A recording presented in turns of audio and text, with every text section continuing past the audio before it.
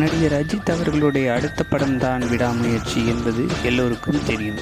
இந்த விடாமுயற்சி திரைப்படம் கைவிடப்பட்டது என்ற செய்திக்கு முற்றுப்புள்ளி வைக்கும் விதமாக நடிகர் அஜித் குமார் தனது முழு கவனத்தையும் தற்போது விடாமுயற்சி திரைப்படம் பக்கம் திருப்பியுள்ளார்.